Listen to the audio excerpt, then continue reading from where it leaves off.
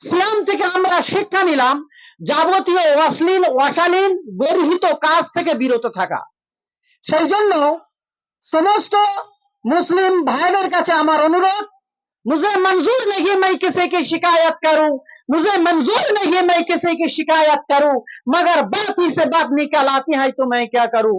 আমার ইচ্ছা নেই, অভিপ্রায় নেই কিছু বলি, তথাপিও কথায় কথা চলে আসছে, বলতে বাধ্য হচ্ছি। সেটি হচ্ছে এই যে রমজান মাস, অনেকেই ভেবেছি রমজান মাসে মিথ্যা কথা বলিনি, রমজান মাসে ধোকা দিইনি, রমজান মাসে গর্হিত কাজ করিনি, রমজান বা সিয়াম চলে গিয়েছে, এবারে সবকিছু করব না।